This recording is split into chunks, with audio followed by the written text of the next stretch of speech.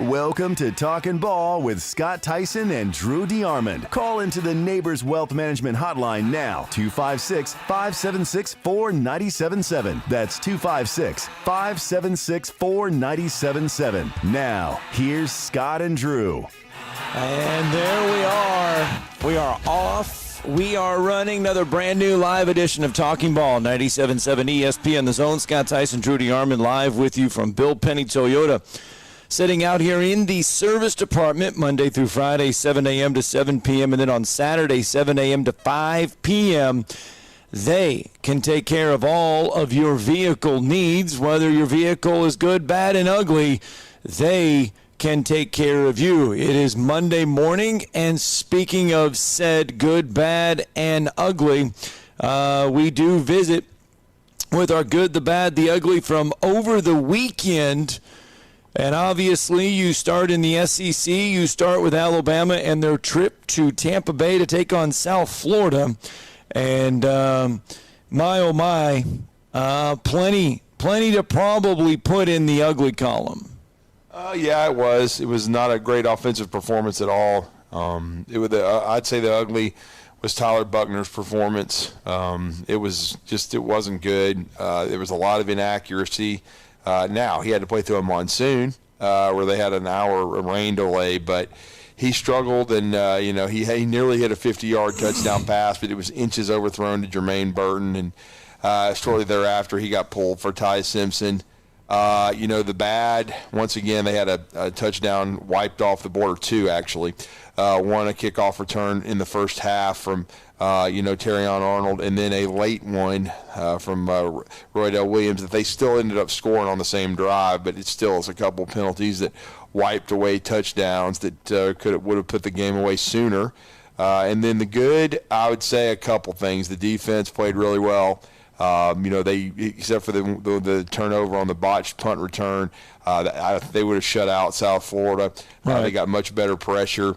I thought James Burnett was outstanding. He had to punt him many more times than anticipated, but he did his job every time. Will Reichert made his only kick and did a nice job on kickoffs. And then, like we said, with sans a holding penalty, they would have had a kickoff return touchdown. So the kicking game was very, very solid. But again, it was a 17-3 win, much closer than everybody thought it would be. And there's a lot of questions right now about Alabama's offensive line. I guess that's another, you could say, the ugly, maybe Tyler Buckner slashed the offensive line, because the offensive line didn't play well for the majority of the first half into the second. Now, in the latter part of the game, they played much better. Right. They protected Buckner better, and they ran the football for over 200 yards. They got the running game going. Roydell Williams ended up with 129 on 17 carries, including one that was 48 yards, and they basically took the air out of the ball to win the game, because it was only a one-score game with 6 minutes to go, and they basically rammed it down South Florida's throat and ended up winning the football game, scoring with about 30 seconds to go to put the game away. So, but again, the ugly, Buckner and the O-line for the most part, and then the bad, the two penalties that wiped away TDs, and then the good, the special teams, and I think and I thought Ty Simpson, in a difficult situation, did a nice job managing the offense, not turning it over, and leading the team to 17 points. And of course, Roydell Williams as well with his career performance. Nick Saban talking about said offensive line after the game against South Florida. They have, based on that, I wouldn't evaluate it very, very well. Some of them were mental errors. We knew they were going to pressure a lot. They got a really good pressure package. We messed up the protections several times. We got beat a couple times. So we need to get that fixed, because that's been an area that has been a consistent problem for us all year. Last week with the sacks, this week with the sacks, and those are drive killers, and we got to eliminate that. Guys, raise your hand for me.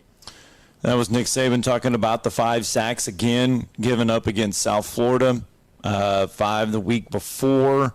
What are you seeing along the offensive line that's causing the sacks? Is it the quarterbacks holding the ball too long? Is it the offensive line something along the offensive line that's leading to this? Nah, I mean, there may have been one where the quarterback held it too long, and there's a couple plays where Buckner did, where Ty did, but I really don't think so. I think it's the left tackle struggling. He needs some help. They're probably going to schematically, and they may have to help him with a tight end a little bit. He gave up. But I will say, Todd Orlando, sorry about that. Todd Orlando, the DC from South Florida, is a well-known guy. He's been at Texas. He's been a lot of big places. As Coach Saban said in the press conference after, where they run a lot of exotic pressures and give you different looks. And they had a smaller guy, a pass rusher with a lot of bend that's probably going to be an NFL player that gave Alabama a ton of trouble. And they were aggressive on both sides as far as attacking. And I think the biggest thing is they need Tyler Booker back. He did not play a snap. He had back spasms, and he's definitely their best inside player and best guard, and he helps Caden Proctor a lot. So he was out. And then McLaughlin, he's still coming back from that hand injury. He needs to get healthy. And then they have to decide, is it going to be T.J. Ferguson with the whole game at left guard? Is he going to be the right guard, or is it going to be Dalcourt? Probably, I would say for now, Dalcourt will probably be the guy because of his experience. And then, of course, J.C. Latham. And even Latham gave up a sack on an inside play, an aggressive pass rush. I thought he had a good game, but he did give up a sack. So they're going to have to do some things schematically. They're going to have to do a better job, blocking as far as the running backs go. Jace McClellan had a decent game running the ball, but he got benched in the second half for basically not sustaining blocks on blitz pickups, and that's another way to help your O-line out. You got to chip. You got to keep guys on blitzes. You got to pick them up. You got to sustain the block. So I think that's another reason Roy Dell got a lot of playing time in the fourth quarter, and Roy Dell ran with passion and energy and acted like he gave a damn. Some of them acted like they didn't. Some of them looked like they were waiting for their NIL payment. But to be honest with you, but Roy Dell, he's from Hueytown, Alabama. It means a lot to him to wear the jersey. He could have left a couple years ago because of his playing time. He certainly did not. And, I was happy for him that he had the game of his career and certainly helped Alabama close it out. And, you never apologize for winning. It certainly wasn't a great performance. But, again, they found a way to win. And they did some good things defensively and in special teams. But offensively, they're definitely a work in progress. The win for Alabama did drop them, though, 3 spots in the AP poll down to number 13. That ends a 128-week stretch of being inside the top 10, going all the way back to September of 2015. It was the second longest top 10 streak in poll history. Only Miami's 37-week stretch was there from 1985 to 1993. Some other good, the bad, the ugly from the weekend. Florida jumped into the poll at number 25 thanks to their 29-16 win against Tennessee. That is 2 spots behind the Vols. Despite Saturday's result, Tennessee drops down from number 11 to 23 after failing to get a win in the Swamp in 20 years. Yeah, but it's been 22 years since they've beaten Tennessee over there, and they certainly failed miserably. I mean, Alabama certainly didn't play well, but they got a win. Tennessee got smoked. And I missed that pick because I thought the Vols would find a way to win a close one. Well, they started out well. I mean, their opening drive, they made it look easy, going down, scoring a touchdown. And then after that. What happened after that? Yeah. Florida, the plan Billy Napier and Florida put together, both offensively and defensively. Now, I will say this, Tennessee outplayed Florida, I think, in the second half. Except they could not get any points on the board, though. Yeah. They turned it up in the second half. Now, I know the referees cost 2 drives, but that's it. Oh, wow. Tennessee complaining about officiating. Well, that's a shock. There were 2 calls in that game that cost Tennessee drives, not points, cost them drives that were pretty bad. I mean, they were atrocious penalties. Other than that, a lot of what Tennessee had was self-inflicted. About 96% of it was self-inflicted. Pre-snap penalties. It's tough to move the ball when it's 1st and 20, 1st and 15 constantly all night long. a good has to be Jaden Daniels and the LSU Tigers. They were the best team in the SEC this past weekend. I thought I had picked Mississippi State in a close game there. It wasn't ever close. LSU crushed them. Jaden Daniels looked outstanding, throwing the ball deep, throwing the ball short, just great pocket presence. Great job by Malik Neighbors. I think he ended up with about 250 yards receiving. He or Jaden Daniels or both, like will probably be offensive players of the week. They lit it up. I mean, they were tremendous. Their defense played really well. Mississippi State looked discombobulated the whole game. They put together one drive near the end of the half, but other than that, I mean, they just got smashed. Will Rogers, did not ever look comfortable. You just got to give LSU a lot of credit. They have responded from that loss to Florida State, and right now they're the favorites on paper in the West because Alabama's got a lot of quarterback questions, offensive line questions. But I thought LSU, if you're talking about good, they were tremendous. Mm-hmm. It was bad for Tennessee because Joe Milton is who I thought he was. He's a fraud. He's not that good a player. He was inaccurate on Saturday. He was not good. I mean, they're already talking about Nico Iamale Moneybags being the quarterback because I was listening to a lot of Tennessee radio on Saturday night. They're already calling for Iamale, which I knew would happen. The first time they lost a game with Milton and he'd struggle, they would be calling for the young guy. Right. So we'll see what happens. But Tennessee still, it's a damaging loss, but they're still in the race to an effect. I mean, even because Georgia, they for a half looked bad. I mean, but they were trailing 14-3 at the half to South Carolina. They responded like a championship team does. Their defense clamped. Didn't allow after the hot start, the good half from Spencer Rattler. They clamped down. Their running game got going, and they won 24-14. So you got to give Georgia a lot of credit for the way they responded. I thought that was some good there for Georgia, the way they did. And then if you want to say ugly, Vanderbilt going on the road to UNLV and losing 40-37. So that's another bad loss for the SEC out of conference. Yeah. And let me not forget though, there was another good, and that's Missouri. You got to give Mizzou credit. There you go, 61 yards, a record. An SEC record, yes. And they beat K-State 30-27. So you got to give Mizzou a lot of credit for getting a big out of conference win, because as we've said, Scott, repeatedly, that has been few and far between for the SEC. I mean, the out of conference record has not been good. I mean, that was a really bad loss for Vanderbilt, who had been off to a 2-1 start. But I mean, to go on the road to UNLV and lose, that's just not good. They scored 37 points, but obviously Vandy's got a lot of defensive issues. You bring up that Missouri game.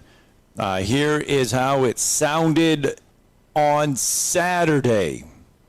Here he is. Looks like what we saw earlier on a long field goal attempt by K-State. It is Brooks. Mevis kick on the way. It's good! There's a flag down. Missouri at the moment has walked it off. 61-yard field goal from Mevis, the record in the conference. 61-yard field goal at home. Missouri gets the win. All right, I tell you what, let's get a break in. Lewis, I know you're holding. Jeff from the Borough, I know you're holding. We'll get to you guys as soon as we get back from the break.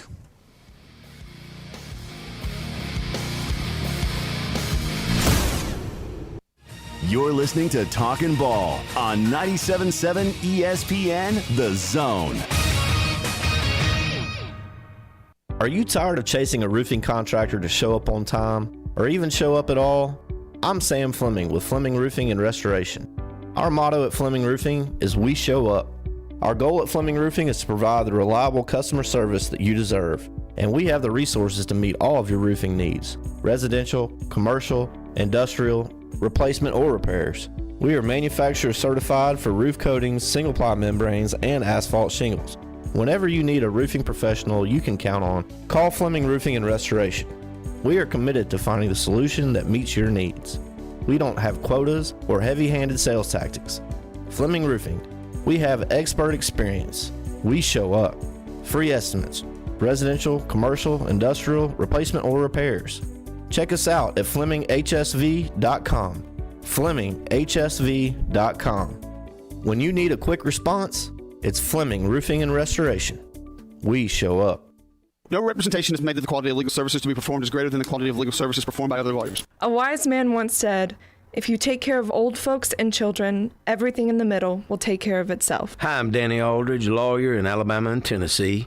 In the next 20 years, the number of those folks over 65 years of age will more than double.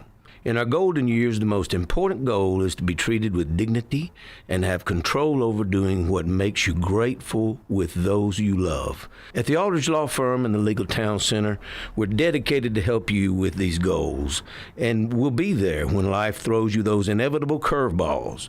Let us assist you with your legal needs, whatever they may be or become. You may reach us by phone at 256-534-3188 or online with Dan at danaldridgelaw.com. Just remember, we're here to help. Whether it's personal injury, wrongful death, fraud and cheat, or estate planning made complete, we're here to help. Tired of the same old menu options everywhere you go? Then you need to try Metro Diner in Huntsville and Madison. The award-winning Metro Diner serves up signature dishes like their Charleston shrimp and grits, famous fried chicken and waffles with strawberry butter, and lots more. Their entire menu is available anytime, breakfast, lunch, or dinner. And stop by for brunch on Saturday or Sunday and enjoy the lowest price mimosas in town. Airport Road, Huntsville, and Highway 72 in Madison. In diner or at home, make it Metro Diner. Do you have discomfort in your legs?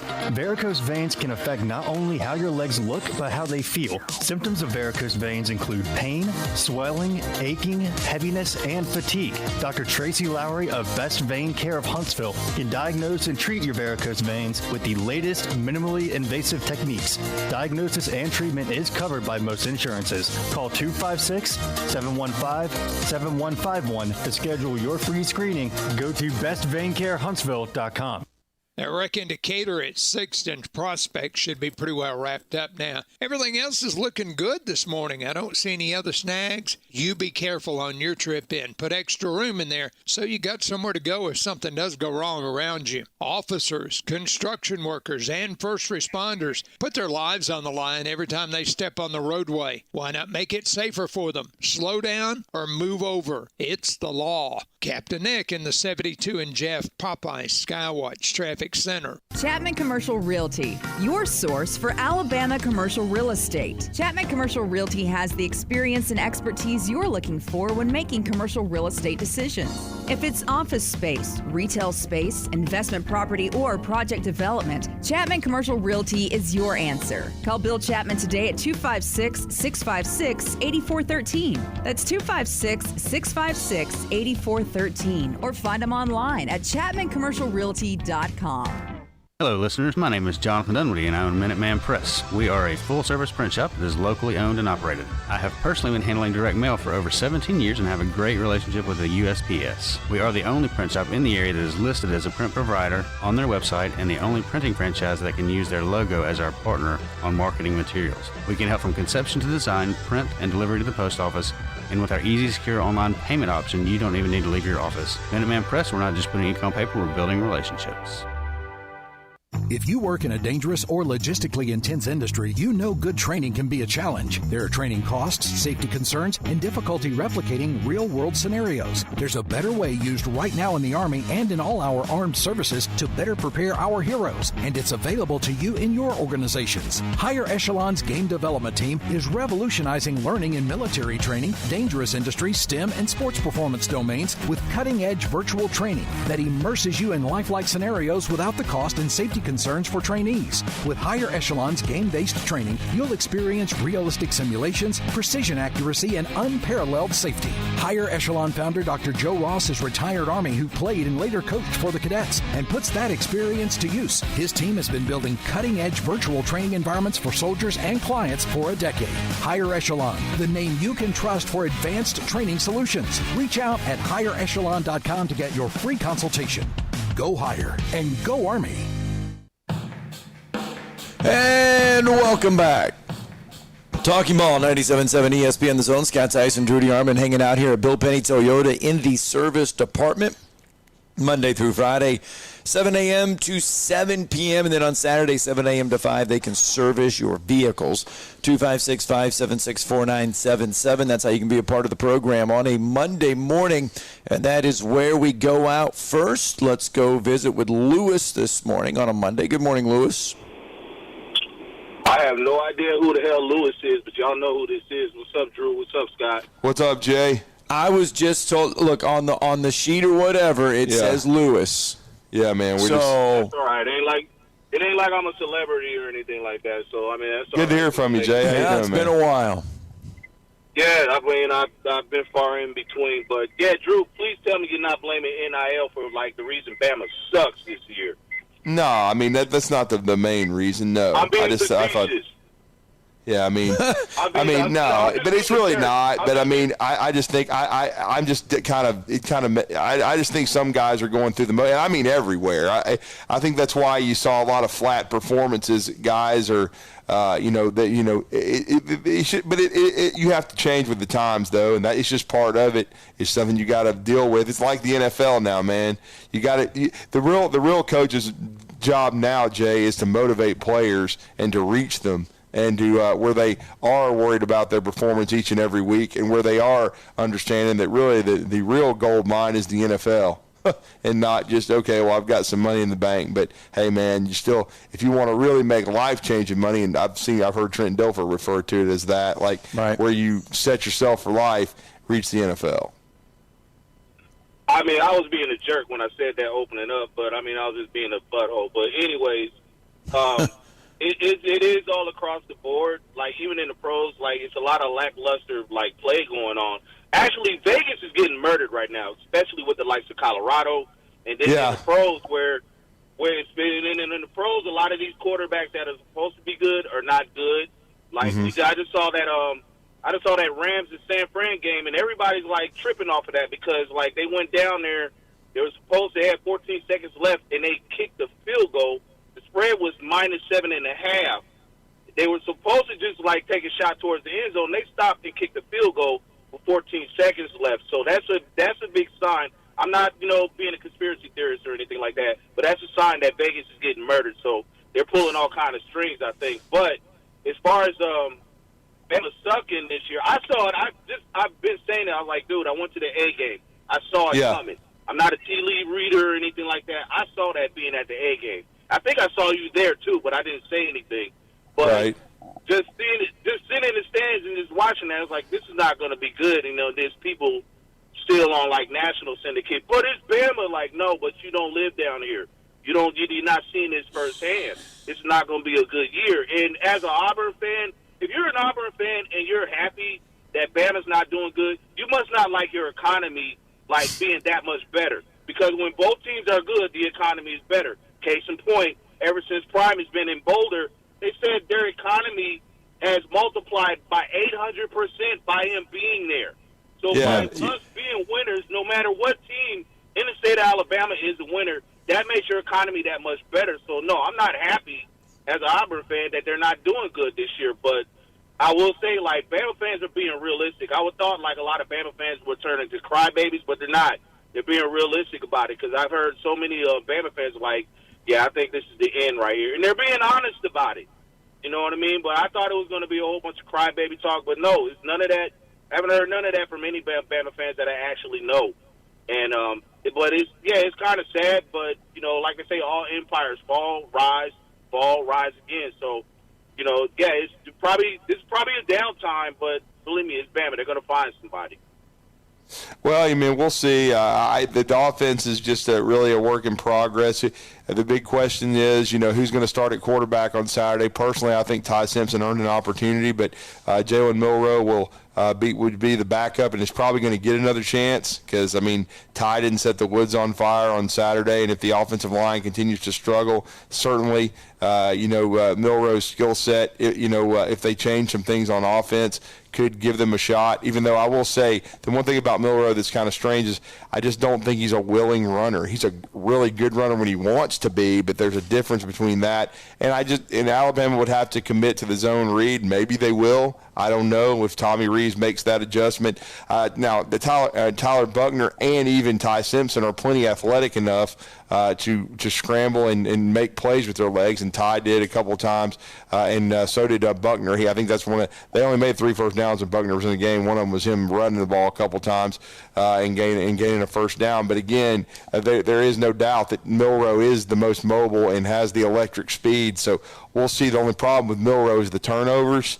And if they had the turnovers on Saturday, they would have lost. And the only thing that came out of the quarterback play, besides Ty making a good throw or two and managing the game, was no turnovers. They didn't have any turnovers except for the special teams gaff. But, yeah, right now it definitely looks ominous. They're going to have to fix some things in a hurry on the offensive line and at the quarterback position, because they're going to have to score this weekend, because Lane Kiffin and those guys haven't looked spectacular, but they've looked good, and they're they're going to score points. Wild Turkey Pete Golding wants to beat Saban, so you better be ready, because the Rebels are coming for blood.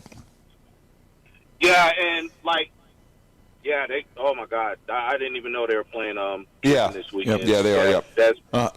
That's going to be ugly. And the thing about it, I think with Milroe, I think he himself is trying to be something that he's not. I think they're trying to make him something that he's not. They're calling plays that they know. It's like, dude, don't call plays for him like that. He's a running quarterback. He runs almost like, I don't know what 40 time he runs, but he's the fastest dude on the team. Utilize that. He's one of them. There's no doubt. Run that into the ground. You're going to have to run that into the ground, but, I mean, you're basically going to have to run Wildcat all game. And, how it's taking you this long to really realize that is basically you're basically, I don't know, you're being stubborn. You're just trying to get your point across, and it's not going to get across. And as far as, and really, I don't think it's NIL that's killing Bama. It's the transfer portal. You can't it hurt Alabama. Yep. You can't stockpile these 4 and 5 stars anymore. You can't have them sitting on the bench for 2 years anymore when they know they could probably start as a true freshman somewhere else and get that NIL money. So, yeah, a lot of you, like the Dabos and stuff like that, they were all, pretty pissed off about it. No, you're just mad because you can't stockpile these players anymore. You got to share the wealth now. Yep. That's all it is. And that's why I don't think they're not going to make these changes like people think they're going to make some changes to this. No. I think they did this on purpose because they're like, no, you've been stockpiling these 4 or 5 stars where nobody else can have access to them. Now we're giving everybody access to them, and you're going to have to live with that now. All right. Appreciate it, Jeff. Thanks for the phone call. We got to move on. Let's get to Jeff from the Borough. Good morning, Jeff.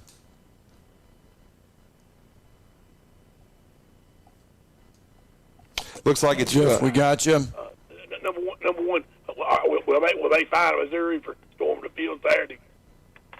Fine Missouri? Yeah, probably so. I mean, I didn't know it was non-conference game. I didn't think it mattered. I was just curious if they would. I saw them storming the field like they won a championship. So I just didn't know what the deal was there. And I did watch Tennessee and Florida, and I couldn't believe that Florida beat them. I still don't think Florida's that good. I still don't. And I know Tennessee plays Texas San Antonio this weekend at home. So I mean, they've already said it's a scrimmage game or whatever, but Tennessee better watch out. I mean, they got some tough games later. South Carolina, of course, Alabama, and things like that. But no, I'll just say this about Bama. If y'all played Ty Simpson from the first, you wouldn't have this problem. As simple as that. She just started from the beginning. So y'all hang in there. Got to have a good week. See you. All right. What do you think about that? Should Bama have started? I mean, no, because he didn't win the job. I mean, he didn't perform. Right. I mean, now he got an opportunity on Saturday, and I said this. I was being asked by people because, we started hearing late in the week that Buckner was going to start and that very likely Ty was number 2. And so, and we'll see Milroe's kind of working his way back. Now, he did, catch Saban's eye for his leadership as far as on the sideline. He was encouraging everyone. So we'll see if he's where he stands on the depth chart this week. Heard he had a tough week, but again, on and off the field. But we'll see. I mean, the thing is, I thought, and I said this. I had people ask me, is Ty going to play today? And I said, well, I said yes. I think he will. I think they'll play 2 quarterbacks, but very likely it would be in the second half when Alabama put the game away. Well, guess what? They never did. And I did tell some people, but if Buckner struggles, he better be ready. In other words, you're finally going to get a shot in a real game and this is the first time he's ever played snaps that mattered. Besides, we saw him against Middle Tennessee. It was 49-7, whatever. It was already over. And then as a true freshman the year before, he played in 2 or 3 games, in 4 games, and it was mop up. And the games were decided. This was the first time he played in a game that was in doubt. And Alabama was losing. And so he led Alabama to all 17 points. I thought Reeves kind of left him out to dry in the first half when they got first and goal when his first drive, McClellan ran it down inside the 10, and I thought they should have kept running the ball. Instead, they decided to throw it. They didn't pick up the pressure, the blitz, and he had to throw it away to throw it near Oot so he didn't get sacked and didn't get called for grounding. And then they tried to run it on second down and then got sacked on third, and they had to kick a 30-yard field goal. So I thought, well, they should have just kept trying to run the football, or even run a zone read if you want to keep him involved and let him use his legs, because they're probably going to be keying on a running back because he's a good athlete. But I just thought I didn't really like that play calling. And then I thought second half he settled down. He made the big throw to Dupree, which was a 45-yarder, by far their most explosive play on offense from the standpoint of passing the football. And then later Roy Dell had a 48-yard run instead of a touchdown. But again, I just felt like overall Ty did a nice job. Personally, I think I would start him, but I would have Milroe. I'd be telling him, dude, you got to have a good week of practice. You got to be ready, because we may very well go to you early. And they may even rotate guys. If they may do some different things. I still think that at the very least, Jalen Milroe would be one hell of a Cordell Stewart type slash athlete I know and I've said this, if you have 2 quarterbacks, you don't have one, but I'm just saying the way Alabama's playing offensively and the way, they're struggling from the quarterback position, giving somebody a different look, at least like Auburn's kind of done a little bit of, that wouldn't be necessarily a bad thing. All right, let's get a break in. When we come back, Pat will get to you from the phone lines as well. 256-576-4977. We're live on a Monday from Bill Penny Toyota.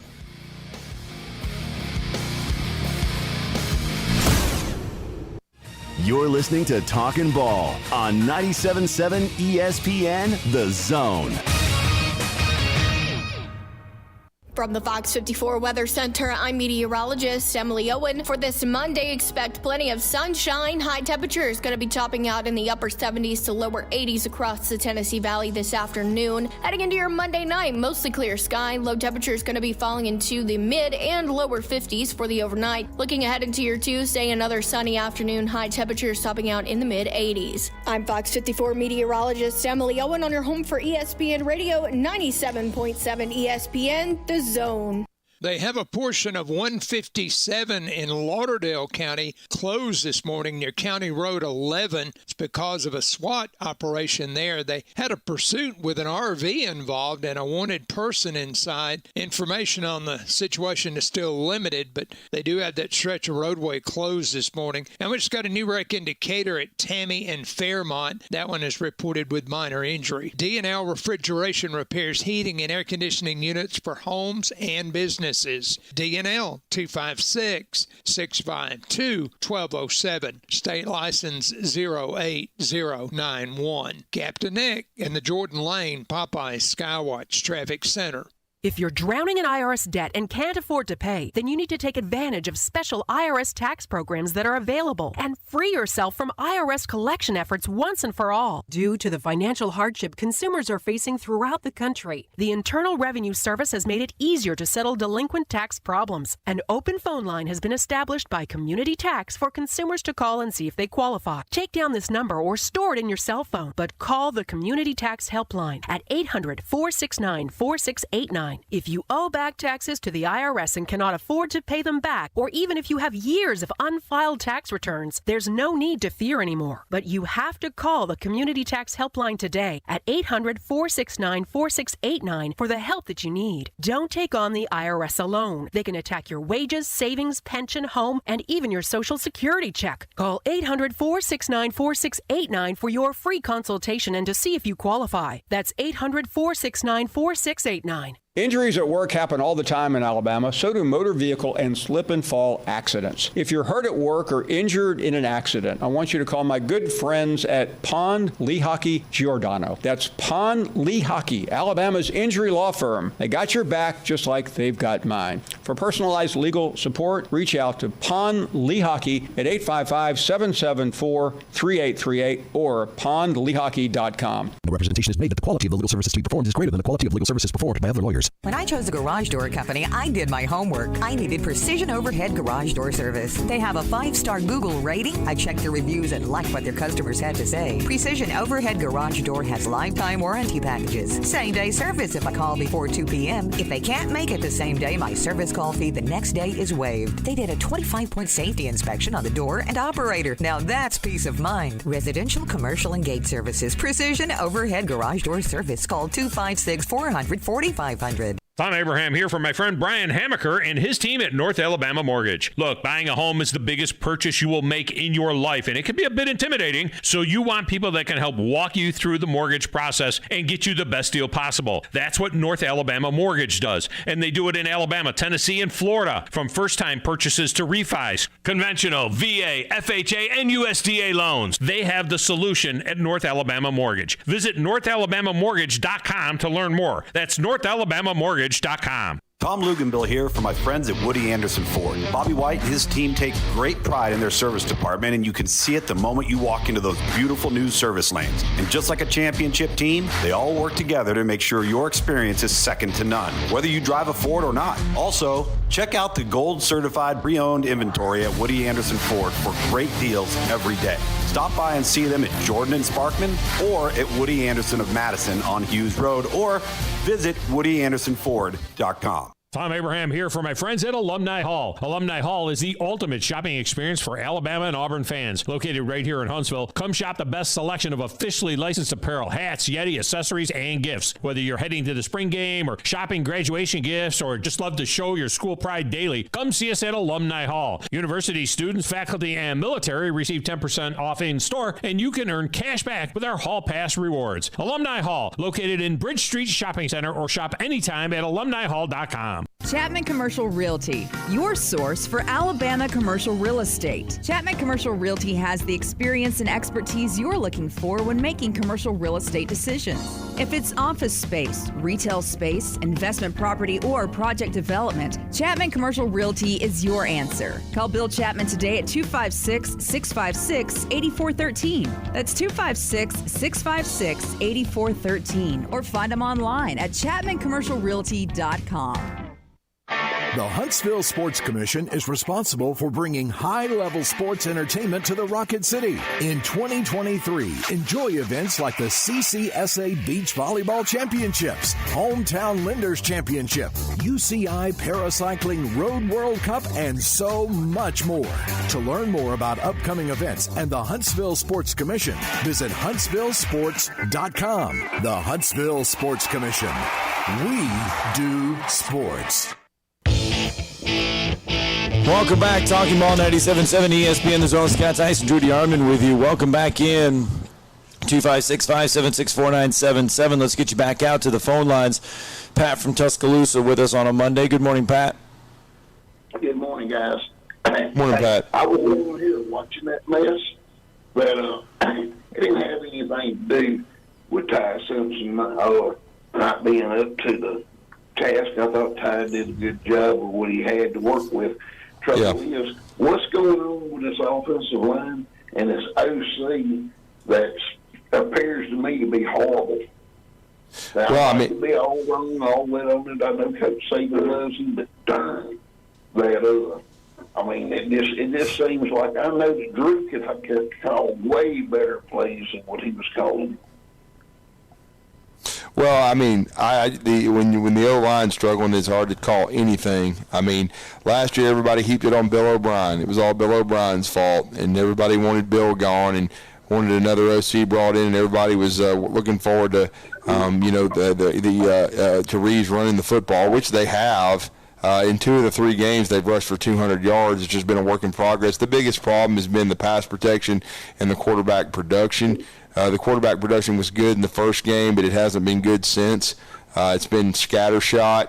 And so they have to decide, first of all, who the starting quarterback is. I think because when you've already played 3 quarterbacks, that's not good. You got to decide on a dude, get behind that guy, and then roll with it.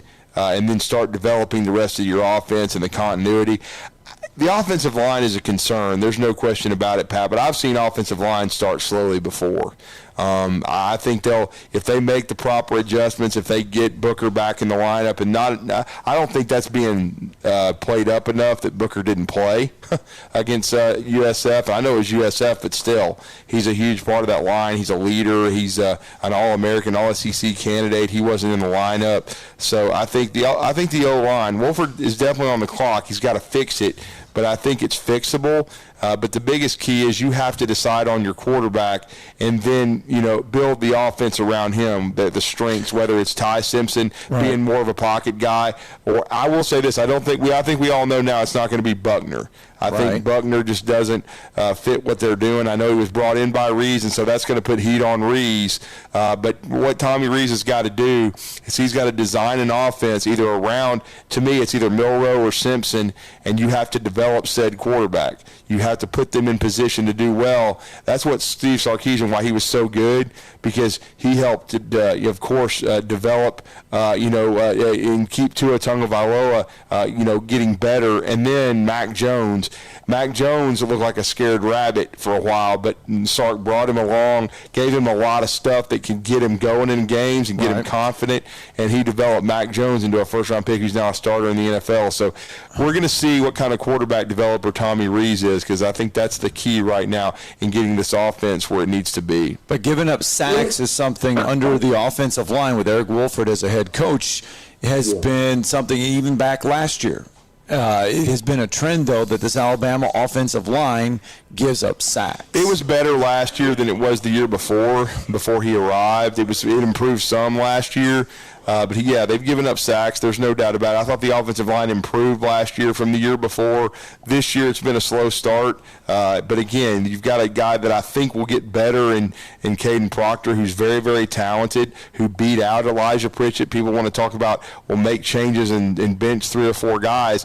Guess what? The NIL and the transfer portal took a lot of those dudes. So you really don't have a lot of options at tackle. Pritchett's a redshirt freshman who got beat out by Proctor. Wilkin Formby is a true freshman. Miles McVay is a true freshman. You got young dudes that aren't ready yet, and they're trying to be developed. And so it's going to be up to Eric Wolford to get this right, and Tommy Rees. And I've been very critical of Freddie Roach and Coleman Hutzler, and rightly so. But right now, I think that the honest, and this is a week-to-week deal with the way Alabama's played up and down. But the honest is on the offensive line coach and the OC. Yeah, well, I gotta put a whole bunch of it still on Freddie. That I blame all of our problems on Stanky and Birmingham, Alabama's where I blame our problems on not being able to get Bo Davis from Texas, because it's obvious what Bo Davis personally did to Alabama Saturday before last. Bo Davis put on a show with his ability to coach a defensive line. All right, Pat, thanks for the phone call. We have talked in nauseam about Bo Davis, and yes, Alabama would love to have him, but unfortunately he is at Texas. Bama Bino is with us. Good morning, Bama Bino. Good morning, guys. Morning, sir. Embarrassed. I'm very well disappointed and embarrassed.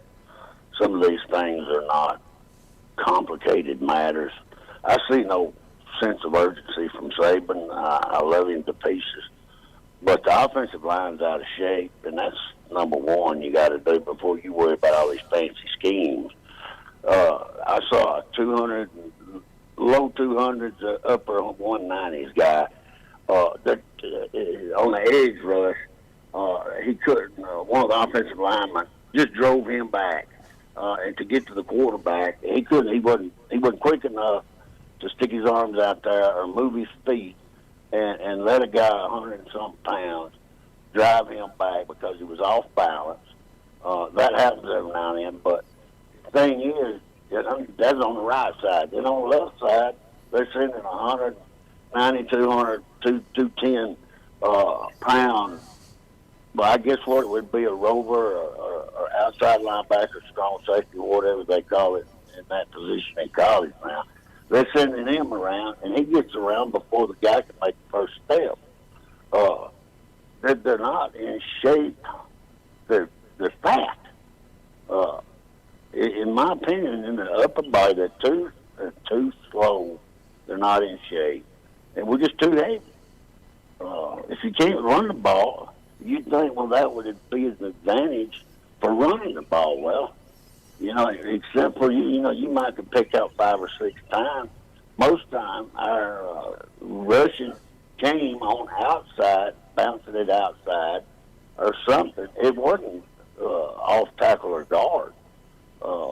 Maybe just a few times, but I mean, we're talking about a team that gave up 374 yards to Western Kentucky 2 weeks ago in a loss. Mm-hmm. Western Kentucky is not a Power 5 team. Right. And they gave up 374 yards. And we can't move the ball on them. There's a couple of people have touched on this NIL. Yeah, it's already affecting us. It's wealth redistribution is what it is. And that's what happens with anything let California dictate. Let's not forget where all this started. The NCAA didn't have any teeth and wouldn't put their foot down on not letting teams that's paid play against amateur athletes. And then here you go with Sankey trying to dictate to Saban he can't hire Hugh Freeze, and 2 years later he's head coach at Auburn, which I love Hugh Freeze. Even though I'm not an Auburn fan, I like him. I like him. But Sankey is trying to play him Imperial Wizard here, and I see no consistency about what the standard is. I'm not a Sankey fan at all, but I'm sure that's not going to fix his pocketbook. But the defense has improved. I'm glad to see that they're trying to play the ball. They're aware of where they're at, and I see that. But I'm embarrassed on things that Saban should have picked up on before the first game about the in-shapeness or out-of-shapeness, and no creativity at all from the offensive coordinator to try to get some quick edge passes in or look in, quick slants or nothing. All right, Bambino, I hate to cut you off. That's great points, but we got to move on. Okay, I want to get more phone calls in here. Let's get to Husky Dan real fast.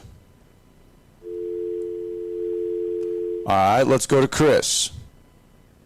How y'all doing this morning? Doing good, sir. Hey, the announcer Saturday made a comment. I don't know if a lot of people picked up on it. They was talking about Tommy Reese's offense, and RG3 said that they wasn't running Tommy Reese's offense, that they was running an Alabama offense. And what I've seen from that in the past, that we had wide receiver screens, running back screen, draws. We spread the defense, made them run side to sideline, and stretch their ends out where they'd slow down their rush. I haven't seen that at all. I don't know what he meant, but it's Alabama's offense. But I just want to see, let's see what y'all had to say about that, and I'll hang up. Now, y'all have a great day. All right, thanks, Chris. Well, they tried to run a couple screens, and Reeves couldn't complete the passes. When you're throwing them at people's feet and they're having to dive and catch them on the ground, that's what happens. There was non-execution from the quarterback position Saturday, at least the starting quarterback. Hold on, and let's get a break in, because when we come back, Paul Feinbaum touched on Tommy Rees on Saturday. He had some very interesting comments on SportsCenter. I want you to hear those, and that'll go into Chris's conversation a little bit more here after the break.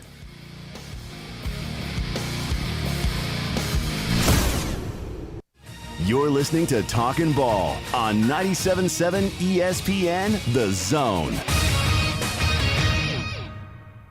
Had a couple of wrecks in Decatur this morning. Had one at 6th and Prospect. That one should be clear. Now we got one at Tammy and Fairmont. That one's got a minor injury involved, but I don't think anybody's going to the hospital by ambulance from that one. 2030 Fast Track can make your clothes fall off. Allison lost 100 pounds in 7 months on the plan. A free hormone quiz will tell you if it can work for you. 2030huntsville.com. Captain Eck in the 72 and Jeff Popeye Skywatch Traffic Center. Tom Luganbill here for my friends at Woody Anderson Ford. Bobby White and his team take great pride in their service department, and you can see it the moment you walk into those beautiful new service lanes. And just like a championship team, they all work together to make sure your experience is second to none, whether you drive a Ford or not. Also, check out the gold-certified pre-owned inventory at Woody Anderson Ford for great deals every day. Stop by and see them at Jordan and Sparkman or at Woody Anderson of Madison on Hughes Road, or visit WoodyAndersonFord.com. SportsMed is the official team physicians of the Rocket City Trash Pandas. And if the pros trust SportsMed, you can too. SportsMed provides every service you might need for complete orthopedic care, specializing in orthopedic surgery, sports medicine, joint replacement, spine surgery, neurosurgery, and podiatry. And they offer their own brace shop, in-house full-body MRI, physical therapy, walk-in clinic, and so much more.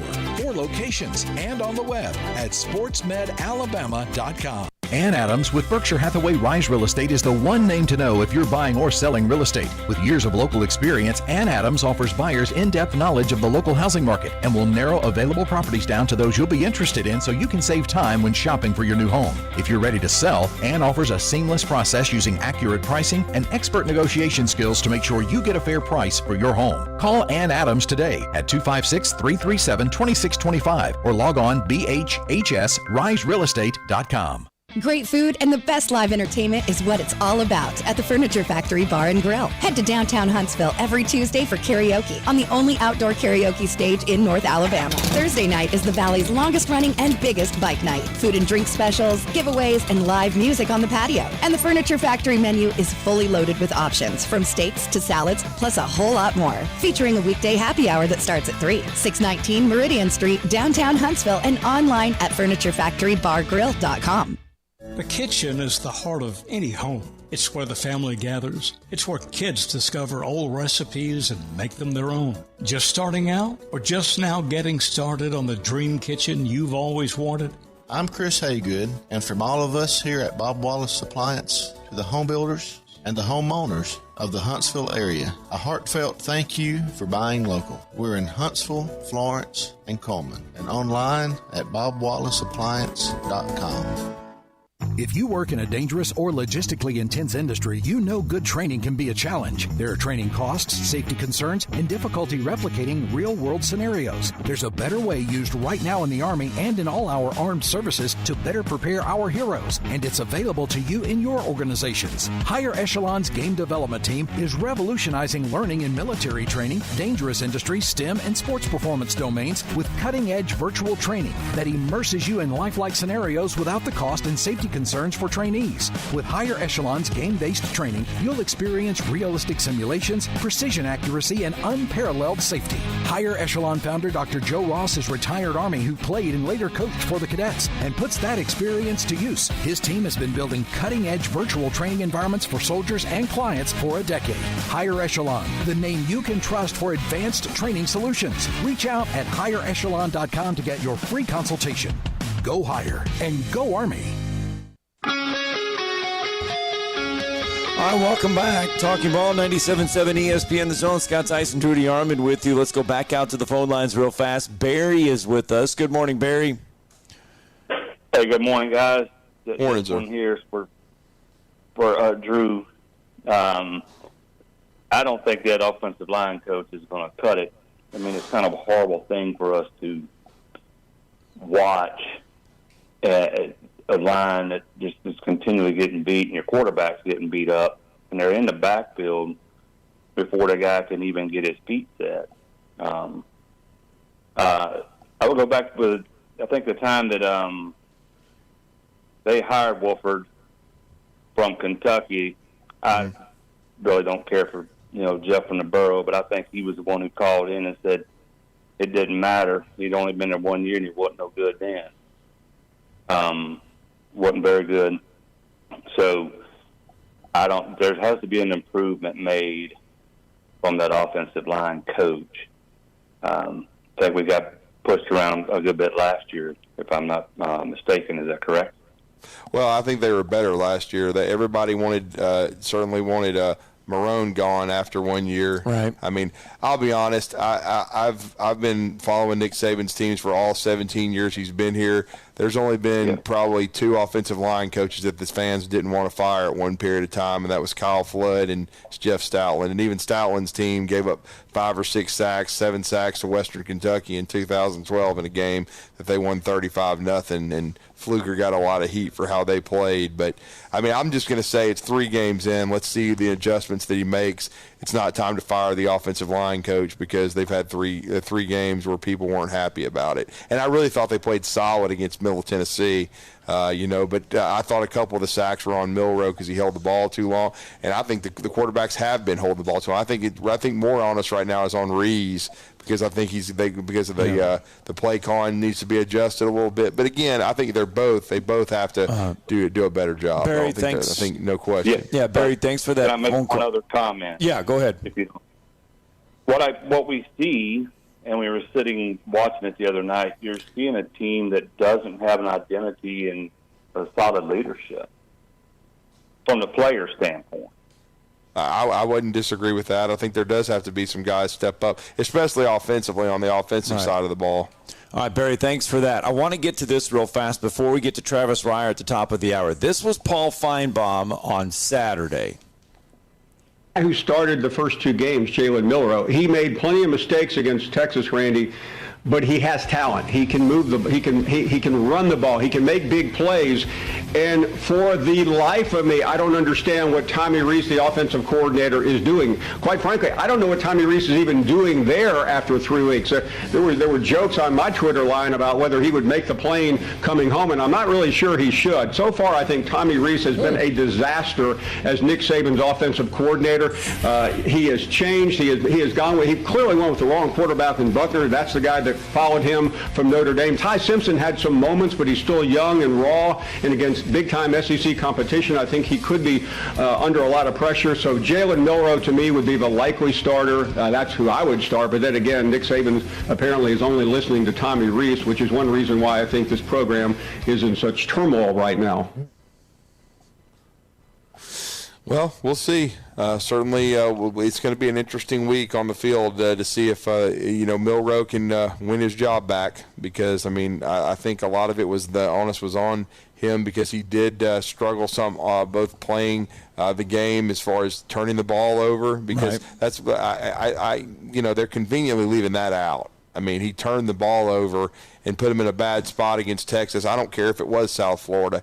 The other 2 quarterbacks didn't turn the ball over. If they had they would have lost that game. Okay, so first of all, he's got to take care of the ball, and then he's got to, do the right things on and off the field. So we'll see. But again, I think, I think, having helicopter parents doesn't help either. That's all I'll say. 256-576-4977. We are just about ready to end hour number 1 of the show. Plenty of phone calls. Thanks for getting to us in hour number 1. Tried to get through as many of them as we could as fast as we can. Sorry to cut some of you off, but we wanted to try to get to as many as we could. Coming up to kick off hour number 2, Travis Reier will join us. We will continue to break down more of that Alabama-South Florida game from Travis's perspective. Jake Crane will join us later in hour number 2 as we recap everything around the SEC and get you ready for both Alabama and Auburn's first conference road test of the year, a game that Alabama hosts Ole Miss. Interesting comments from Lane Kiffin about the Alabama defense going into this one. And then Auburn travels to Texas A&M. We'll break that one down with Jake Crane as well coming up in hour number 2. Plenty to get to in just short time. We're live from Bill Penny on a Monday.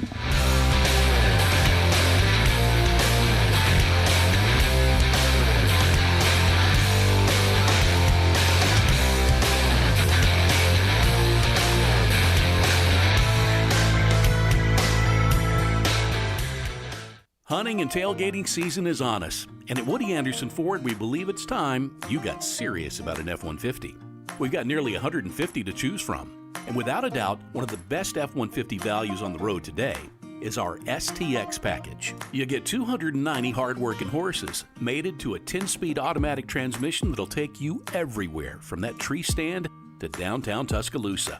Body-colored bumpers, halogen headlamps, 20-inch machined aluminum wheels, and lots of tech too, like a rear-view camera with dynamic hitch assist, which you boaters and RVers will love. A 2023 Woody Anderson Ford F-150 STX packs a punch, but doesn't cost a bunch. You can drive one for $499 a month. $499. 36-month lease with $52.10 due at signing. No security deposit plus tax, tag, and title. Includes $399 dealer fee with your good credit. Offer ends September 30th. Call 539-9441 for complete details. Woody Anderson Ford. Hope to see you soon. WZZN, Union Grove, Huntsville, Alabama. 97.7 ESPN, The Zone.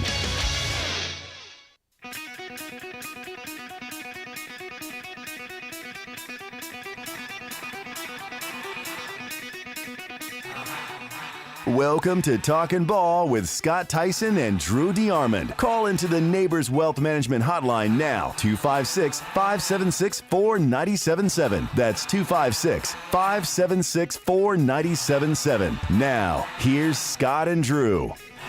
There you go. Hour 2 of Talking Ball officially underway on 97.7 ESPN The Zone. Scott Tyson, Drew DeArmond with you, hanging out from Bill Penny Toyota.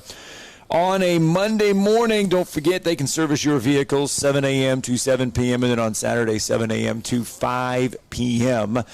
And they can take care of all your service needs. And just in case you need it, don't forget you can also rent a Toyota. Reliability, versatility, rentability, 24-hour roadside assistance, the latest well-equipped models, competitive rates, short-term rental rates available if you need it here at Bill Penny Toyota. We've talked a lot in hour number 1 about Alabama's. We've touched on every SEC game there to kick off the show. We've delved into Alabama's performance on the road at South Florida, leaving a lot of Alabama fans feeling uneasy about beginning conference play. Alabama does do so Saturday at home, 2:30 CBS, Alabama, Ole Miss. Yeah, it's going to be a very interesting opener. Ole Miss coming in, playing pretty well. I wouldn't say they're firing on all cylinders, but they're certainly undefeated. Jackson Dart played exceptionally well against Georgia Tech. It's been a little bit of a slow start, for Quinshawn Judkins. He's only averaging about a little over 3 yards per carry, has 4 touchdowns. And they were without their top receiver against Georgia Tech, but they still put it away late. They gave up nearly 500 yards of offense, but heck, South Florida was giving up a lot of yards coming in and had a lot of success against Alabama. We're going to discuss that and more with our next guest, Travis Ryer. Travis, of course, since 2003, the senior analyst for BamaOnline.com, also part of the daily BOL podcast, the Talkin' Tide podcast with the Chase Goodparade of the Tuscaloosa News, and SEC Second Helping with Brent Beard. And, so we always enjoy his insight, and he's with us now on the Neighbors Wealth Management Hotline. Travis, hope you had a good weekend. It was a good one. How are you guys? It was good. As you can imagine, the phones have been melting down this morning after the Alabama performance. Probably, Travis, the ugliest win I can remember in the Saban era. Probably second would be the 14-13 escape against Arkansas in 2014. But probably as far as out of conference, this is the ugliest of the Saban era. As far as a W, because everybody knows he lost to Louisiana Monroe in 2007. But your immediate thoughts after taking everybody back through the film on the second watch yesterday? Yeah, there's certainly reason for concern, no doubt about it, going into conference play and still unsettled at the most important position on the field. And there were some positives to come from it, too, though. I thought Roydell Williams, obviously, in the second half, and I thought you saw the offensive line respond to the challenge against, albeit an inferior opponent, but perhaps there'll be some carryover because that was more along the lines of what we expected to see from Alabama through 3 games offensively, was an offensive line that was able to get some push and some backs that were able to really take advantage of it. So you did get a combined 200 rushing yards from Roydell and Jace McClellan. But certainly when you talk about the quarterback situation and where does Nick and that staff go now, is it back to Jalen Milroe? Did you see enough from Ty Simpson to think that you can move forward with him? Obviously, you did not want to be in this position going into not only your 4th game of the season, but, as we said, your SEC opener as well. Yeah, Travis, let's start with that quarterback position. Your thoughts, where do they go? Obviously, you go into conference play, and you would have to have believed the coaches going into at this point in the season, bam, you're going to be our guy. It was kind of solidified. You get to this point, you know who you are going forward. Who does Alabama go with going forward, and who are they going forward? Yeah, it's a great question. I think it's something we're going to start to learn more about as we get into this week. But Ty Simpson, as we know, finished the game. Helped Alabama to a 14-0 second half in the process. Thought he showed increased confidence as it went along. But they've got issues beyond the quarterback position. They tried to protect with 8-man protection at times on Saturday against USF and still gave up sacks. Now, not all of that goes on the offensive line. You've got tight ends, you've got running backs involved in pass protection schemes. So they've got issues, I think, in various ways when it comes to pass pro, and then also quarterbacks that don't always get the ball out quick enough. So a lot of things to clean up in that regard. Again, even though we didn't see him Saturday, I would be surprised to see Jalen Milroe very much back in that mix. Based on Nick's post-game comments, it sounded like Jalen probably wasn't available in any form or fashion for USF. So maybe that changes this week, and we'll see. But right now, I would guess it's between Simpson and Milroe more so than Buckner being in that mix, because he kind of had the quick hook with Buckner there in the second quarter after he missed a couple of explosive play opportunities. Yeah, they did, no doubt about it. And Travis, we've had people calling in about the offensive line, and now I do think Tyler Booker being out really hurt. I mean, he's their best interior offensive lineman. But as you watched the game, you were talking about the issues they had, even with 8-man protections. What kind of adjustments would you make if you were Eric Wolford? Because I'll be honest with you, I've had people telling me, change 3 starters. But with the transfer portal and NIL and everything, there's not a lot of options, especially at tackle, for Alabama to make changes. Yeah, I mean, you don't have Andre Smith sitting over there on the sideline, right? Or Tony Williams. So I've heard that, too, about the tackle position. You saw the A-Day game, right? I mean, maybe Elijah Pritchett has improved since then, but there's a reason why you're starting a true freshman at left tackle. It's because you don't have a sophomore or a third or fourth-year player that you feel like is a better option at this point. And so it's problematic. I think there are some things maybe schematically that, they're trying to force some things, it feels like, offensively. It feels like this is who we want to be, but the personnel is saying this is who we need to be. And there's some tension there, resistance to that, it feels like. Whether that comes from Nick, whether that's Tommy Rees, whether it's a combination, we all know Nick puts his stamp of approval on everything, every plan, personnel issues, all those things. So I'm a little hesitant to just go the Tommy Rees and under the bus route, like a lot of people have at this point. So, because I haven't really seen Tommy Rees's offense that I last saw in the Gator Bowl. The Tommy Rees offense I saw for Notre Dame against South Carolina and Jacksonville, haven't really seen that, especially with these quarterbacks, who I fully anticipated being involved heavily in the design run game, and that hasn't been the case as of yet. This looks more like the offense Alabama ran with Bryce Young and Mac Jones and Tua Tagovailoa. These 3 guys right now, and this offensive line too, 5-man protections, things like that, they're not equipped for any of that right now, in my opinion. Defensively, Alabama played pretty well. South Florida, they were attacking offensively. The quarterback, albeit 18 years old, starting in his first season there for South Florida, Alabama did a pretty good job of controlling South Florida. They gave up that early field goal, but after that, South Florida had a few plays where they gained some yards, but Alabama doing a good job defensively. Yeah, they did what they needed to do. That's a USF offense that a week earlier gave up a ton of tackles for losses and sacks to an FCS opponent in Florida A&M. So I thought the numbers looked about right coming out of it. I thought the stars showed up for the most part. Dallas Turner with a nice game from really start to finish. Deontay Lawson with 10 more tackles. Up front, you didn't have Jaheim Otis, so that provided opportunities for young guys like James Smith. Had the fumble recovery there that helped Alabama on the short field tie that game at 3 in the first half.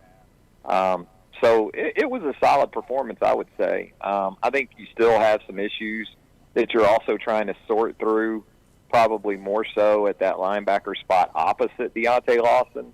And they continue to play 3 guys there. I got to think at some point, for the sake of continuity, you're going to settle more on one, whether it's Trez Marshall or Jahad Campbell or Kendrick Blackshire, because they had their issues at times as well. So they did okay, I thought, with Brown and kind of containing him and making him make throws to beat them. And but they also had a penalty or two that hurt them on the defensive side, and that's the thing too with this team. It isn't always the number of penalties that they have. It's when they get them. They lose a touchdown run. That was a tough one on Caden Proctor. I really didn't see a blatant hold, at least in terms of how it impacted the play. They lost an interception by Kool-Aid McKinstry on an offsetting penalty. So they've got things to clean up, just continue to clean up. Special teams, a mixed bag. Kool-Aid trying to do the right thing on the punt that was short and shanked, and it ends up going off of him, trying to get his guys out of the way. And but then they sniffed out the fake punt there in the second half, and did some pretty good things. Lost the kickoff return by Terrion Arnold to a penalty. So we talk about penalties and lost touchdowns. That continues to be a theme for this team. Well, and Travis, as you said, offensively, we saw Roydell Williams have the best game of his career. It seemed to me Jason McClellan got benched late in the game or in the second half due to pass protection issues. We saw a little bit of Jam Miller, but none of Justice Haynes. Do you think we're going to start seeing some of the younger backs? You could, because I don't think you lose much with Justice Haynes in terms of pass protection. Right. Of those 4 guys, if he's not their best pass protector, I think he's top 2, along with Roydell. Those would be the 2 right now that I would trust the most.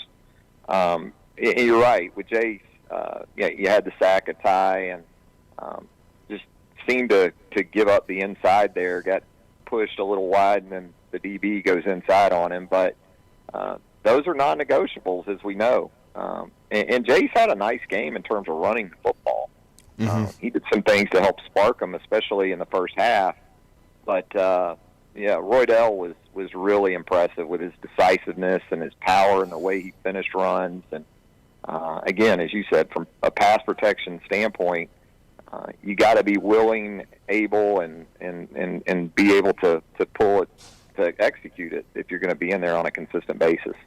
Well, Travis, now Alabama turns its attention. I mean, they've had their 3 non-conference games to get ready. Now they turn their attention to Ole Miss on Saturday. And Lane Kiffin, some interesting comments about the Alabama defense, saying that he's watched a Kevin Steele defense. He's seen Kevin Steele's defense, but what Alabama, and especially on Saturday, what they were calling was not Kevin Steele's defense, that somebody else may have been calling those plays on Saturday. Yeah, I kind of went back and tried to decipher some differences. I think the defense in part looked different because the challenge was different. You're dealing with a Texas offense the week before that the quarterback's going to hurt you distributing the football. The one Alabama saw on Saturday from USF, you're primarily concerned about the quarterback and his legs. So that could have had something to do with it. And there is a chance that Lane's just stirring the pot a little bit. You think? He notices, just happens to notice a little bit of division within the ranks, maybe from the fan base perspective. And, Lane, you wouldn't put it past Lane, would you? I mean, to get the week going like this? No. Well, and Travis, they've got to find a way to score points. I mean, Ole Miss has been good, not great so far, but they're going to score. To me, Alabama's got to find a way to get into at least the low 30s in this game. I think the defense has played well so far, but you saw they gave up 34 to Texas. Lane's certainly a great offensive mind. Quinshawn Judkins is extremely talented, though his season has gotten off to a slow start. But your thoughts on the matchup? It's a very dangerous one with Ole Miss right now, with Alabama's, struggles putting points on the board. It is, and I think for Alabama, you think back to the game in Tuscaloosa 2 years ago, when right. It just held on to the football, right, and didn't give Ole Miss a chance with Matt Corral and all those guys many opportunities, and did enough on defense to get off the field. So I think the blueprint is probably something more along those lines. If you're the bigger, more talented team, just keep away and hang on to the football and, prevent the number of opportunities that Ole Miss has. So a different approach from last year when you were so Bryce dependent, maybe more along the lines of 2 years ago when you had Brian Robinson and, those running backs and you were able to hold on to the football for most of that game in Tuscaloosa. You are, no question about it. And Travis, what do you think we see? Do you think we see two quarterbacks Saturday, or do you think they're going to decide on Jalen Milroe? What does your gut tell you as the week starts? Yeah, I would think it would point back to Jalen. Again, I think it's either Jalen or Ty at this point. So if you take everything into account, the 3 games, and as much as you've seen from these 3 quarterbacks, Jalen obviously had the critical mistakes against Texas, no doubt about it. But I think there is an approach, a plan that you can follow with Jalen where you can be very successful still. But it doesn't entail a lot of just straight dropbacks and asking him to read coverages. I think there's a plan that is more involved with him as a runner and getting him on the move, maybe, than what they've tried to force any of these quarterbacks to be. I mean, Tyler Buckner isn't a pocket guy, so if you were expecting that to improve over what you had, that wasn't going to happen. I mean, I like Tyler Buckner in Notre Dame's offense a lot better than I like Tyler Buckner in Alabama's offense, put it that way. So that's to me the thing. Whether it's Simpson or Miller, that's what I'm going to be interested in seeing. Well, great stuff, Travis. Yeah. We always appreciate the insight. Let everybody know how to follow you guys' coverage over at BamaOnline.com. Just go to BamaOnline.com. You can also check us out now on YouTube. We have a new YouTube channel for BamaOnline.com. We've got second watch of Alabama games. We've got practice watch-alongs. We got Nick Saban press conferences, staff, content items there for BOL. It's all at the new YouTube channel for BamaOnline.com. Thanks, Travis. Thanks, Travis. Thanks, guys. All right, let's get a break in. When we come back, we're live from Bill Penny Toyota. Phone line's back open to you. Plus, we'll switch and talk a little Auburn football coming up next.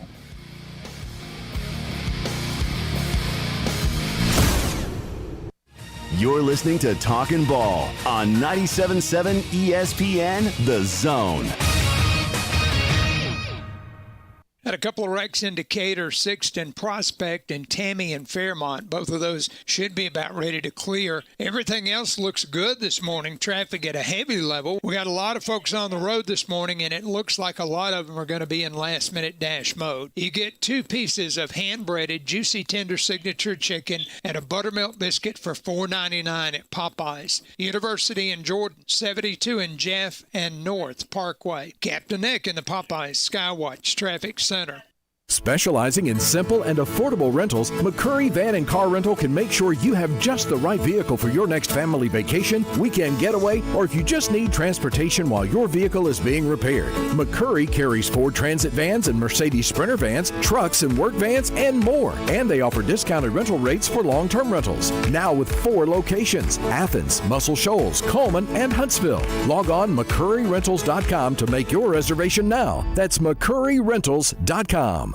Not looking or feeling your best? No energy for the things you like to do? Ready to look and feel younger? Make your appointment at Advanced Life Clinic, one of the region's foremost destinations for patients interested in looking and feeling their best. Specializing in advanced laser treatments and weight loss, male and female rejuvenation to offset the effects of aging, and more. See how Advanced Life Clinic can help you enjoy your life again. Call 256-882-6555 or log on advancedlifeclinic.com.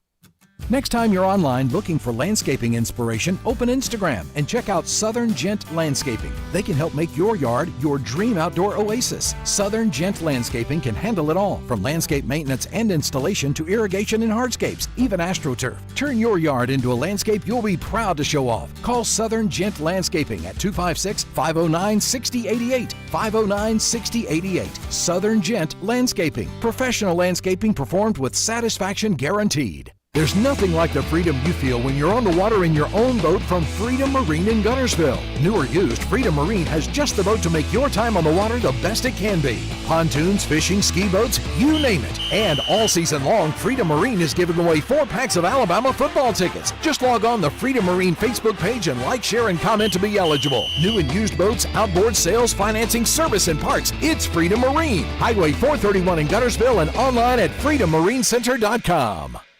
Work injuries happen in Alabama all the time, whether it's an accident at work, getting injured, lifting heavy objects, hurting your hands on a machine, or just performing the same movement over and over until your body breaks down. But when it happens, there's only one law firm to call in Alabama. That's Pond Lehocky Giordano. For personalized legal support, reach out to Pond Lehocky at 855-774-3838 or pondlehocky.com. No representation is made that the quality of the legal services to be performed is greater than the quality of legal services performed by other lawyers.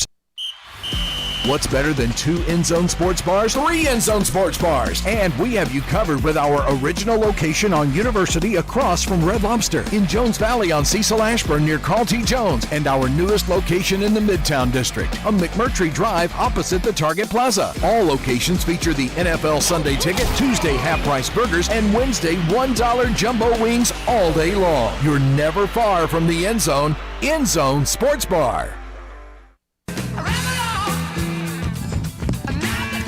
All right, we are back, 8:21 on a Monday morning, Talking Ball, 97.7 ESPN The Zone. Scott Tyson, Drew DeArmond. We've been hanging out here at Bill Penny Toyota in the service department on a Monday. 256-576-4977. Phone lines back open to you. We've been talking a lot about the Alabama win against South Florida. In some people's eyes, it was a loss. Auburn will travel to take on Texas A&M on Saturday. That is going to be in an early kickoff. That's your 11 a.m. kickoff game this week, along with Kentucky traveling to take on Vanderbilt. Those are the 2 11 o'clock kicks. So you got Auburn at Texas A&M. The Tigers have accomplished what they wanted to accomplish. They got 3 wins to start the year, learning wins. We know that they got to win against UMass. We know they got to win against Cal, and then they got a win against Samford. Not pretty at times in that Samford game. They kind of struggled a little bit early on, pulled away for the win. We'll talk more about that, though, with Jake Crane. Let's go out with the phone lines. Jeremy's with us. Good morning, Jeremy. Morning. Hey, morning, guys. Scott, I was very pleased to turn on the radio Friday night to 105.9 in Gadsden and hear you talking a little high school football. Really? So, okay, good, because we know we've been on in Gaston. We just don't ever really know how well it goes over there. So I'm glad that you were able to listen to it. Well, and I've got a show on that same radio station on Sunday mornings. So, okay. All right. That's awesome. Look, Alabama fans, which I am one, have got to understand that we just went through a lot of Heisman hopefuls. Starting from Jalen all the way to Bryce. You either had them going to New York to they were, at the end, or they won the Heisman in Bryce's case. And, we have just got 3 good quarterbacks. That's the comparison. We've got 3 good quarterbacks, not 3 Heisman candidate quarterbacks. And I think that once everybody gets over that, and having 3 good quarterbacks, I think, is still the best situation to have in the SEC, rather than having one quarterback, and if he goes down, who's going to come in? But watching Buckner and Simpson Saturday, Milrow is the guy, I think. Yeah, I mean, I was wrong. I thought Buckner should have been. I thought he was the better quarterback, but I think he got in there. I think that was correct assessment that the offense is still playing like they have a Heisman-worthy quarterback in the backfield, and they don't.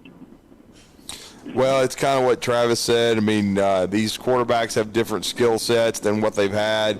And Tommy Rees has had a different style of offense at Notre Dame, the different style that Saban has wanted to run here at Alabama. Now, of the 3 they've played, Ty Simpson has the most ability as a drop-back quarterback to develop into that kind of guy with this offense, but he still is he hasn't developed as quickly as they thought, and that's what opened the door for Milrow to keep the job. And they brought in Buckner because both of them didn't have great springs, and then it was still a competition going into fall camp. But I will say this in Buckner's defense, he did not look good at all Saturday, but I would agree with Travis. They didn't do a lot that kind of accentuates his skill set. Plus, he played in the monsoon. I will say the one thing he did do that I expect him to do, that I thought that I'd seen him in practice and in a scrimmage, is he protected the football. Now, I know he had some issues turning it over at Notre Dame, but he protected it on Saturday, even though he did put the ball in peril a couple of times. But I just think overall, though, you have more upside with Ty Simpson or Milrow. And I've always said I thought Buckner was brought in to be the backup quarterback. I never thought he was brought in to compete. I didn't think he was brought in to be the we're bringing him in to be the starter, because that's not how the competition's gone. Now, Milrow, with his mistakes against Texas, opened the door for him to get an opportunity. Buckner, he didn't play well. Ty played okay, so we'll see with this week of practice what Coach Saban decides to do and who he decides to give an opportunity to play against Ole Miss. I've got an SEC question that y'all make an answer. I turned on my television around 2:30 to watch their game, and YouTube TV has a thing called multi-view now. You can go to watch different games that are on. I have that, by the way. It is phenomenal. It's awesome. I got to have Alabama on one screen waiting for them to come back from the weather delay, and was able to watch the Georgia-South Carolina game at the bottom in the meantime. Why is Georgia-South Carolina on CBS? I thought that contract ended. I thought the Big Ten took over the CBS games on Saturdays. No, so it goes full-time. It goes full-time next year. So this is the last year for the SEC on CBS. Now, CBS is also going to air some Big Ten games this year. They're going to do a mix. They've already had one Big Ten game on. I believe they were at Penn State in week 1. The SEC will be on CBS this year. It leaves full-time for ABC next year. But we've got one more year of the SEC on CBS.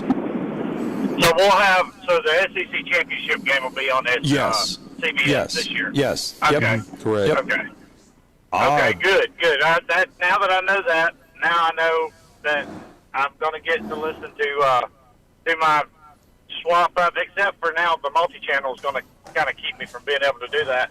But I usually listen to Eli or whoever's on the call and mute CBS.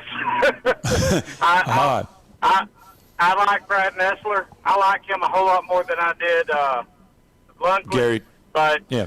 But I can't listen to the Gary Danielson guy. I wish he is just. He talks more about players. He talks more about players that hadn't played down a football in 6 years than he does about the guys on the field half the time. So I'm glad it's last year. Not looking forward to Saturday. just because of that. I think Alabama Ole Miss will be an intriguing ball game now. And I hope Milroe gets to start because, to be honest with you, to see how he did against Texas, I think he would do well against Ole Miss. I think just comparison, I think he'll do better against them. All right, Jeremy, thanks for the phone call. Thank you. Yeah, that YouTube TV thing is I took it for a test drive this past Saturday, and it is great. At one time, they had 12 different games, and they had 3 different things of 4, groups of 4. And so you can put them on. You click which one you want. They got 4 games going on the screen, and you just arrow over to the sound that you want to listen to, but you can watch 4 games at one time. And they had 3 different channels of 12 games on, so you could just turn them and watch 12. I mean, it was so great. As McFly would say, fry your brain. Oh, it was awesome. It was awesome. All right, let's get a break in. When we come back, Jake Crane will join us coming up next.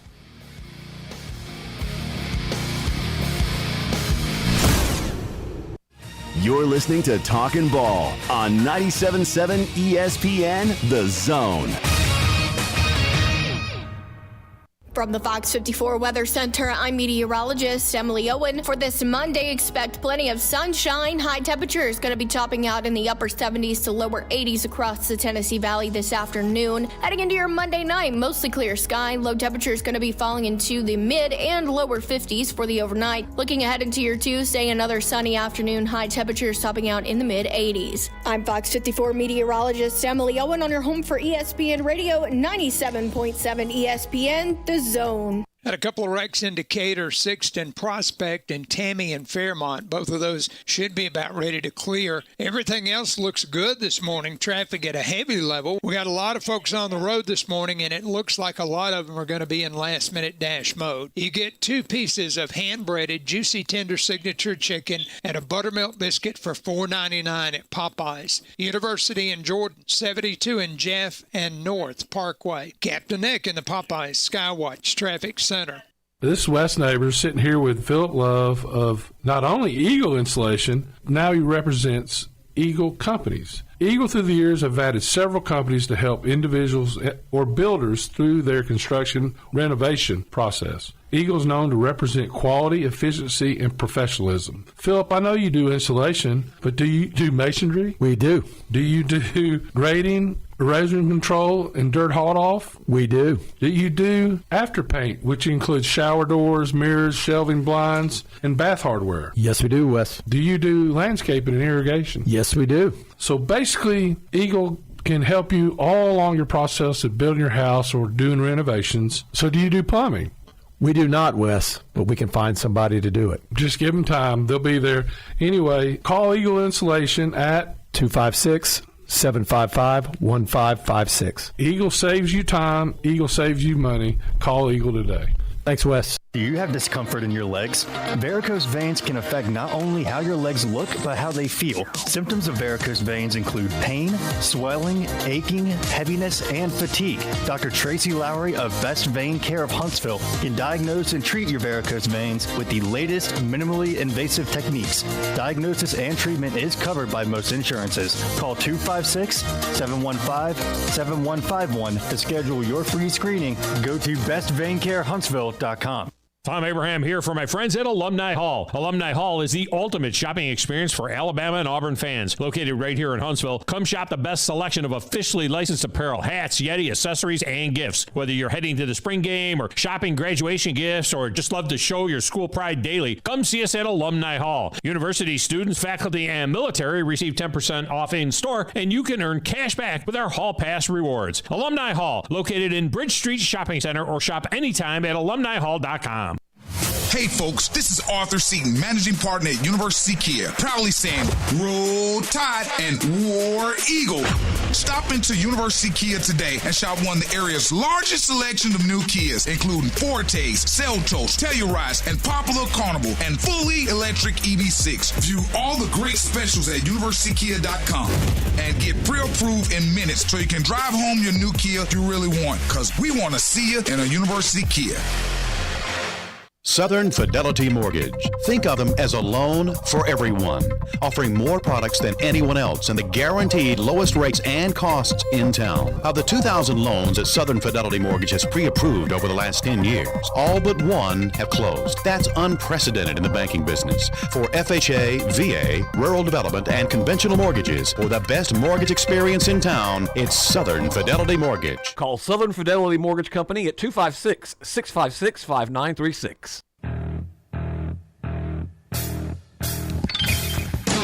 All right, welcome back. Talking Ball, 97.7 ESPN The Zone. One of our favorite parts of kicking off the new week is getting some opinions from the games as a whole. This past weekend, we talked a little bit about the Auburn Tigers. They have done what they needed to do to get to 3-0. Now we're going to find out how far they have come along with their first SEC road test. Not their first true road test, because they did go to Cal. So they got Texas A&M this week. Alabama has Ole Miss this week. You look around the rest of the SEC, what do we think about it? We look around Alabama. We look around the rest of college football as a whole, and that's why we have our next guest. Yeah, for his weekly visit, Crane and Company brought to you each and every week, and it's Jake Crane. He's a co-host of one of the fastest rising shows in the country, and brought to you by the Real Daily Wire. Their Monday show is all about taking a look back at the weekend of college football in the NFL. We always bring Jake in to talk about the college game, and we're going to talk right now. He's with us on the Neighbors Wealth Management Hotline. Jake, I hope you had a great weekend. How you doing? Man, we had some really good games.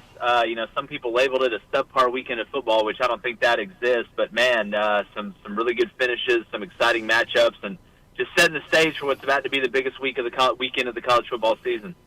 Well, Jake, what stood out to you then? I mean, you say the good games. What kind of stood out to you? I mean, we have ad nauseum broke down the Alabama South Florida game, but what kind of stood out to you the most? Well, it was multiple things. I thought the way Florida was able to handle Tennessee's front seven in the run game was surprising, because, that's been one of the low-key strengths of Tennessee's kind of rise. Everybody talks about the quarterback and the warp drive offense, but Tennessee's really upgraded their front seven on defense. And, Florida's biggest problem against Utah wasn't being able to gain yards. It was being able to push people around up front and have balance on offense. And watching what Florida did to Tennessee's front seven really helped out Graham Mertz and let them control the clock, and they were able to sit on the ball, especially in the second half. Looking around the rest of the country, I mean, obviously Boston College putting up the fight they did with Florida State. It shocked me. I've watched Boston College both weeks, watched them against Holy Cross. Really bad up front. The Castellanos kid just played absolutely out of his mind to keep them in that game.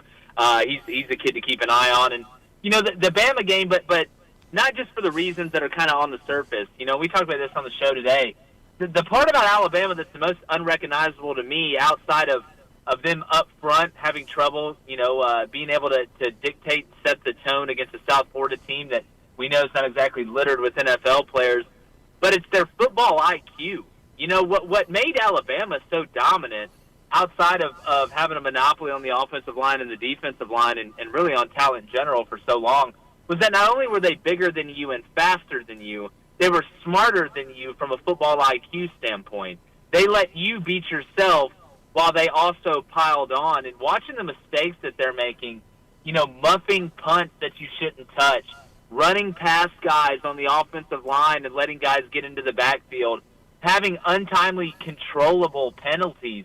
It's just something you haven't seen from Alabama, and that to me has been the most shocking part, outside of obviously what I talked about in the trenches and then at the quarterback position.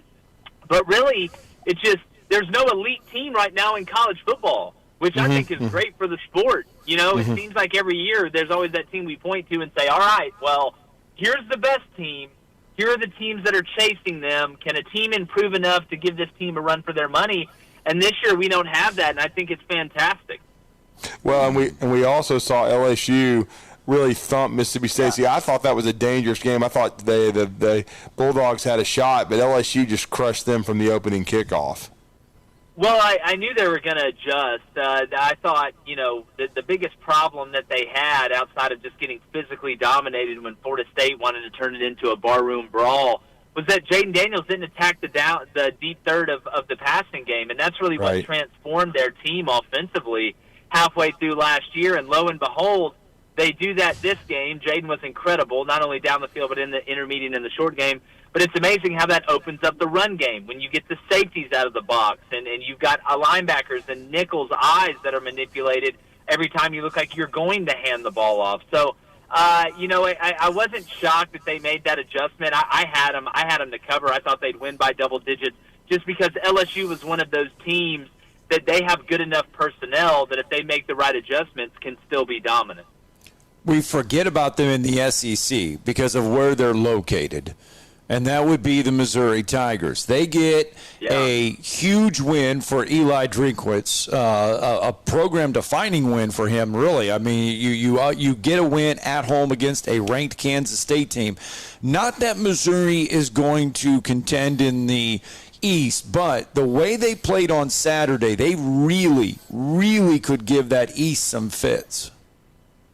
Well, yeah, I mean, you look right now, and Georgia looked like Georgia in the second half. They took the training wheels off Carson Beck a little bit. South Carolina abandoned the quick passing game in the second half. I don't know why they did that. That was their best play. It was a great plan going into the game. But, yeah, look, I mean, right now, with Tennessee being a little bit shaky up front, Kentucky, I'm not believing in them, even though they're undefeated. I mean, they have not impressed me. Their offensive line looks like they're still struggling. Devin Leary still hits the Jodie Foster panic room button whenever it starts going bad. But, look, Luther Burden's the problem. But I tell you, watching Brady Cook, and this is something we talked about before the season on Crane & Company, that Brady Cook has all the tools. He just has to be a better decision maker. And I thought from an efficiency standpoint, from going to the right place with the ball, from knowing when to run and when to scramble to throw, Brady Cook was really good in this game. And the two coaches that needed wins the worst this weekend both got them. Billy Napier in Florida and Eli Drinkwitz in Missouri. And I know Eli got that 2-year extension, but they haven't really had that big-time win or that progress-showing win. And look, Kansas State's a team that just won the Big 12. I know they lost Deuce Vaughn. They lost a couple other pieces, but this is a quality ball club. They're still going to make some noise in the Big 12. But Missouri really needed this to cement the vision that Eli Drinkwitz has put out there. And it was a great win, and I'm sure it was a heck of a night in Columbia. Well, and now they just can't give it back against Memphis. Memphis is a solid program. You want to see them move to 4-0. So that's going to be an interesting game next week. But first, before we talk about next week, though, Jake, I know we knew they were going to win. We knew it was going to be decisive, but we saw Peyton Thorne assert himself, throwing the football, also with his legs. What kind of growth did you see out of Auburn against Samford? Well, you could tell there was a conscious effort by Auburn to stop the carousel at quarterback. Now, that doesn't mean that you don't bring Robbie Ashford in on 3rd and short, 4th and short, goal-to-go situations and be able to have a different play set for him. But you really saw, I thought, Peyton Thorne, watching him be consistent with the deep ball, I thought was a really good sign. We really hadn't seen that. A lot of it's been intermediate passing game, quick game. And, he's kind of sneaky fast. I know Samford's not going to exactly take on Jamaica in the Olympics in the 100 meters, but you can tell when a guy is able to run. I think Peyton's a little bit sneaky as a runner. Watching him being able to operate the whole offense, there was a couple decisions, there always is during games you want back. He threw one into double coverage when he had the underneath wide open. But I thought he gained some confidence, and you could see him kind of take the reins. But now we find out, right? Now we find out, and this is what I'll say to Auburn fans. We really still don't know how good Auburn really is. I think, obviously, they're improved from last year. There's more continuity. I do think they've held a lot back from a play-calling standpoint. They've been pretty vanilla. Hugh Freeze is one of those believers in I'd rather surprise you than spread you out and make you have to defend a lot of things before we play the game. But Texas A&M's a quality ball club. Right. I think their loss to Miami said more about Miami than what it did Texas A&M. They're good up front. Connor Wegman's a top 3 quarterback in the SEC in my eyes. And if they go down there and get killed, it doesn't mean that Hugh Freeze is a bad coach.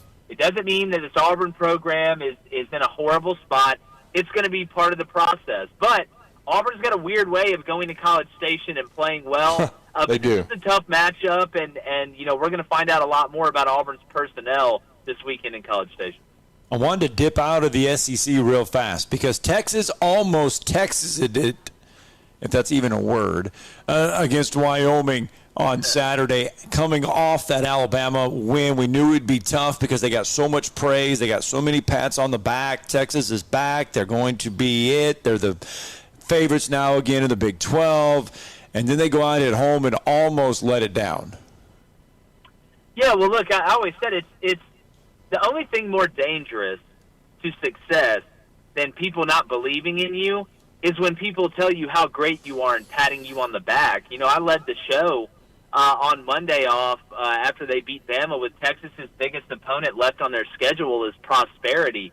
You know, when I was coaching, I used to get worried more about guys giving up a big play on the next play after they made a big play, a positive play, than when they made a bad play or got beat. Everybody wants to come back and play good when you get beat. It's those times where you get complacent after something good happens, and a team comes in there that it's their Super Bowl, that you tend to be able to lose that game. And look, Wyoming beat Texas Tech, a Texas Tech team that I know they're 1-2, but that's not a bad team at all. So sometimes you just got to survive these games. I mean, you look across the country. Colorado State gave Colorado a hell of a fight. It tends to happen. That's human nature. That's why when you hear, Nick Saban talk about the process and the opponent doesn't matter, it's the name on your jersey and you taking care of your business. That's true, and that's hard because you can only get your team to get up and play it at maximum efficiency for 4, maybe 5 times a year. It's those other 7 games where you've got to be able to survive and keep going on. So look, it wasn't pretty, it wasn't beautiful. People said the same thing after Texas played Rice, and it wasn't pretty. But Texas goes and beats Bama, and then Rice beats Houston. The transitive property in college football is a dangerous, dangerous thing to use. It is, but I wanted to ask you about another matchup before we swing back to the SEC for get your thoughts on Alabama and Ole Miss. But we've seen what Coach Prime has done. They came back, they won. They didn't play their best football against Colorado State, but they won in double overtime. I'm a little surprised they're still a 20.5-point underdog at Oregon, but your thoughts about Bo Nix and Oregon hosting Colorado? Yeah, well, I took it at 19.5 yesterday. I should have took it last week when it came out at 14.5. Look, first off, you have to recognize, how special what's going on in Boulder is. Like, 2 things can be true at once. It's very impressive. They've won 3 games in 3 different ways. When you look at it, what I find the most ironic is that Jay Norvell comes out and talks about discipline and respect, and then his team goes out and commits 17 penalties and 9 personal fouls. That to me, it really didn't line up. They escaped, but on the other hand, it's one thing to be a hunter, and you're out there and people aren't believing in you, and you keep beating odds. It's another thing to try and kill a rhinoceros with a slingshot. And this week against Oregon, up front, they are so overmatched. And you've already seen their plan when they feel like they're deficient up front. You saw it against TCU. Quick game, right? Quick game supplementing the run game. You can't run it. You throw it out there, get in 2nd and 6 that way. Oregon's going to know that. Oregon is by far and away the best team that Colorado has played. I like Oregon by a lot this weekend. Colorado isn't sneaking up on anybody anymore. This is a high-profile game now. And a chance for Oregon to kind of make a statement, even though they are 20 points better than Colorado. Now, Colorado's going to go out there and they're going to play hard. No Travis Hunter. Good luck. And when you look at this game, games are won and lost up front, and there is a massive, massive advantage that Oregon has on both sides of the ball. I think Colorado matches up way better with USC and Washington than they do Oregon. Mm-hmm. And then Alabama, Ole Miss, Lane Kiffin, Pete Golding would like nothing better than to beat their former boss. They've had chances in Lane Kiffin's past at Tennessee and at Ole Miss to get it done. They haven't. Alabama's in turmoil offensively. What are your thoughts about the game in Tuscaloosa? Alabama, a 7-point favorite. It's a little bigger number than I would have thought. Well, look, Jalen Milroe's got to be the guy, right? Right? I mean, we can all agree on that. I mean, is Alabama gonna make adjustments and tailor this offense to Jalen Milroe, or are they going to keep putting together a product? Not that they were great against Texas on offense, but I don't think you have to be Bill Parcells to realize Jalen Milroe gives them the best chance to win, and it's not running a pro-style 3-step, 5-step drop, get into your second read, third read, and then take off. It needs to be a lot more 2013 Auburn than 2015 Bama. That's what it needs to be a lot more of, in my opinion. If they do that, I think they got a chance to right the ship. But I'll go back to what I said earlier. The thing that makes Bama unrecognizable right now, and watching that game against South Florida, that I did not recognize that Alabama team, that Nick Saban coached Alabama team. It's not just that it seems like their personnel is not up to the monopolized standard they had on the offensive line and the defensive line and pretty much anywhere else. It's they're a low IQ football team. They're a low IQ football team. Like the thing about Dante Hightower and Courtney Upshaw and Patrick Surtain and all these guys that Alabama's rolled out there is not only were they the best players physically, mentally they were locked in and knew the game inside and out, what to do, what not to do. I'm watching Alabama do things that it's not what Alabama does. That's the hardest thing to fix, in my opinion, because it seems like it's ingrained in them. Go back to the Texas game. Look at all the penalties. Go to the South Florida game. You're trying to field punts in crazy situations. You're having procedural penalties left and right. You're hitting guys late. That's the biggest question to me. And Ole Miss is coming in there with a team that can beat Alabama. Now, Nick Saban has a funny way of catching people's attention. But this is why, when everybody after that press conference, when he was smiling, sitting there saying, uh-oh, watch out for Alabama, Nick Saban smiling, that's why you don't make projections off facial expressions at press conferences. That's not what football is. And I want to address something else. Anybody who thinks that Alabama players tanked that game because Jalen Milroe wasn't the quarterback, number one, you don't tank and win. And number two, somebody forgot to tell the defense that held South Florida to 3 points and was knocking guys upside down. So I don't buy into that. The sport of football, if you go out there and give no effort, you are literally harming yourself, like legitimately, like physically. You don't go through inside drill on Tuesday and all this stuff to go out there and not. This isn't baseball. This isn't basketball. This isn't Quidditch.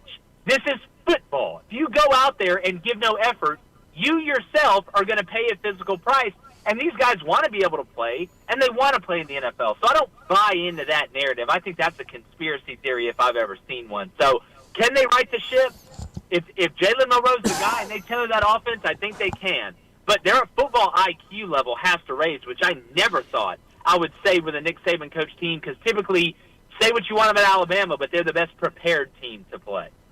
Well, I completely agree with you there, no doubt. Well, Jake, man, we always appreciate the time. Let everybody know about Crane and Company, brother. Yeah, man, always love coming on here with y'all. It's going to be a heck of a weekend. There's some great matchups. Yeah, if you like talking college football, NFL, all that stuff, head to YouTube. It's Crane and Company, CRAIN and Company. Just hit over 100,000 subscribers, so just thanks to everybody for that. Go subscribe and check it out. We have live calls, live chat, great guests as well. So, yeah, come hang out with us. Thank you, man. Appreciate it. Appreciate it, guys. Let's get that final break in. Tomorrow's headlines when we return. You're listening to Talkin' Ball on 97.7 ESPN, The Zone.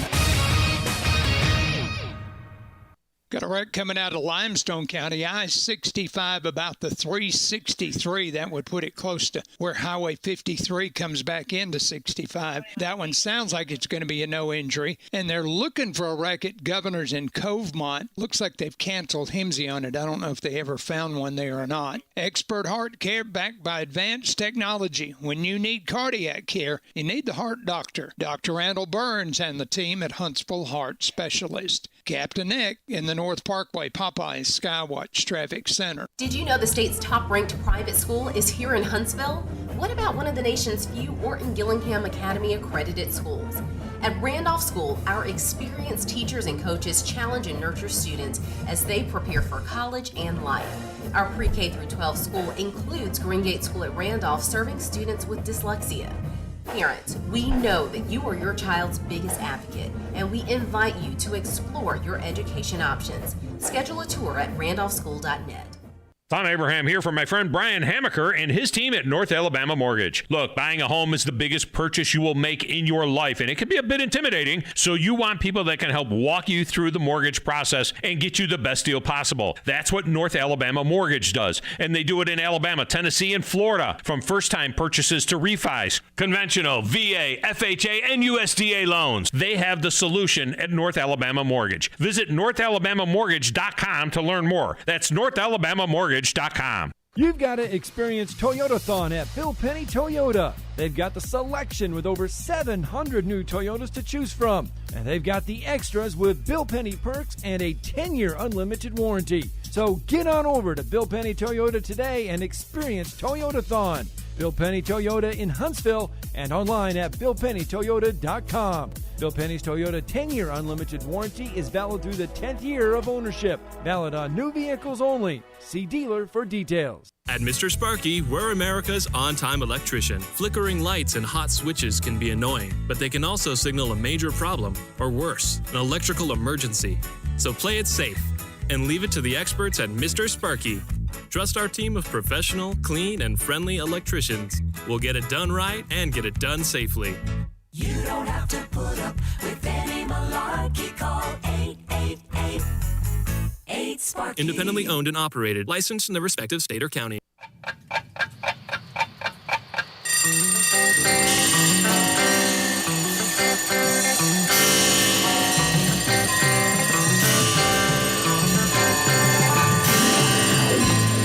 It's time for tomorrow's headlines today with Scott Tyson and Drew DeArmond on 97.7 ESPN The Zone. All right, welcome back. Talking ball. There has been so much talk, and I want to get some Major League Baseball conversation in here because this has kind of come out in the last 30 minutes. There's been a lot of talk about Nashville getting an expansion Major League Baseball team, and that would perhaps be the Tampa Bay Rays, right? Well, that's not an expansion, though. That would be a current franchise. Yeah, they would get a team. They would get a team, and they would relocate. It does not appear that that'll be the Tampa Bay Rays because according to people in Tampa, media outlets in Tampa over the last 30 minutes, the Tampa Bay Rays reportedly going to get a new stadium that would be open in time for the 2028 season. It would cost an excess of $1.2 billion with contributions from the team, St. Petersburg, and Pinellas County. It will be in St. Pete. Rays principal owner Stuart Sternberg said in early September he anticipated the team would pay for half or more, but it is being reported that the Tampa Bay Rays are getting a new stadium. And Drew and Bailey, tomorrow morning at 7 a.m., you guys will be a part of the show. I have got a surprise coming into the studio tomorrow morning at 7 a.m. Not going to say what it is, but tomorrow morning at 7 a.m. we're going to have a good start to the show. I'll just say that. So be ready for tomorrow morning. Definitely going to be ready. All right. It's going to be fun, I promise. Just, you'll have fun. All right. You better be prepared because yes, you will need to be prepared. That is going to do it for our show here at Bill Penny Toyota. It's been a fun Monday. Been a crazy one. Yeah, a lot of reaction. Appreciate all the callers. Appreciate all the reaction, everybody. Thanks to Bill Penny. See you tomorrow.